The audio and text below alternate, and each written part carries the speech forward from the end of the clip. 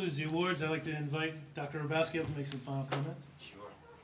I must say that I am inspired by the stories. Each of our alumni, each alumnus represents a remarkable American story in a variety of ways at different phases and stages in your lives.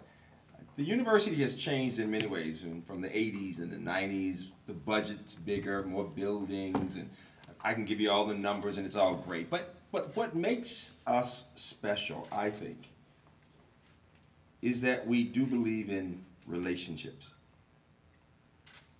The older I get, the more I realize that nothing in our lives is more important than our family and our friends and the people who've made a difference in our lives. And I also realize that each of us is the product of childhood and experiences from our youth, from that period.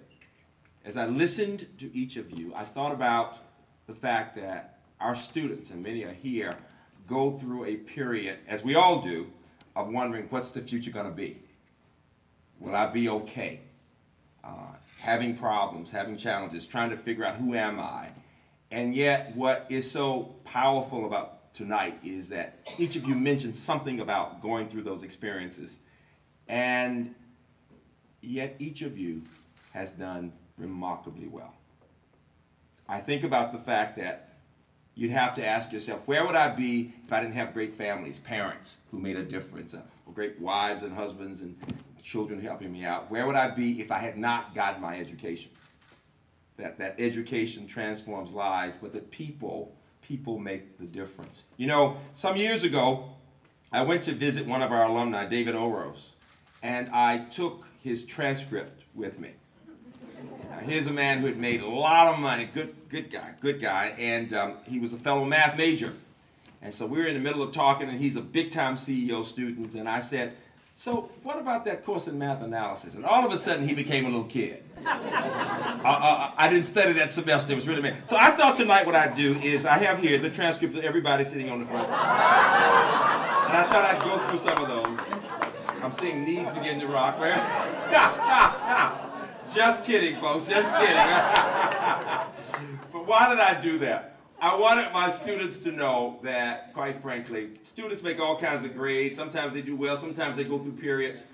But if you persevere, if you appreciate the people giving you support, if you listen to the advice and decide what you can take with you, you will be okay. And that's why this is so special. And so the buildings come up, the place looks different. Alumni will say, the place doesn't look the same. I don't know where I am. But what we want to be the same is that we care deeply about our students, that we love the life of the mind, that we enjoy talking about ideas, whether in art or in science, that we want to talk about social justice and respecting each other.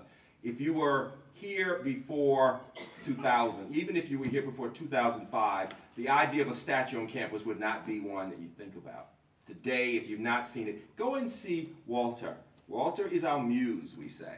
And on the benches around the statue are sayings that he was famous for talking about. For example, he says, when you're going into a new situation, always drop arrogance at the door.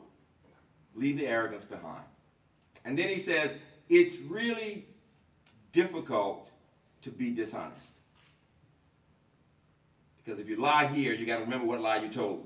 You get my point? He said it's much easier just to be honest and tell the truth. And there are all these sayings there. And the reason I bring it up is that there are lessons you learned here about working with people, about having integrity, about valuing the creative side of each of you, whether in science or art, and about connecting to other people.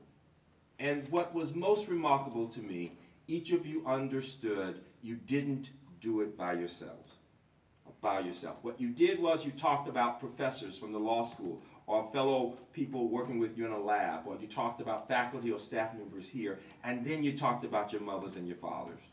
It says that you know what it means to be human. To be human really is, the best of humanity has to do with our understanding of how we connect to others. And so what I'd like you to think about as you leave this place is that the significance of UMBC will always rest in the connections we have among ourselves, in our believing in our students, in our understanding that the value of the UMBC education is best seen by our alumni. And so we salute you this evening. Thank you all.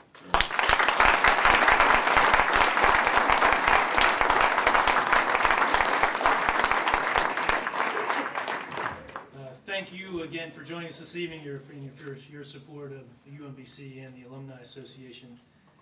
I hope you're able to stay around this weekend and enjoy some of the other events from homecoming, whether it's a soccer game tomorrow night or the basketball team's Midnight Madness or any of the other many events that are going on this weekend. I hope you're able to take in some of the atmosphere of this great university.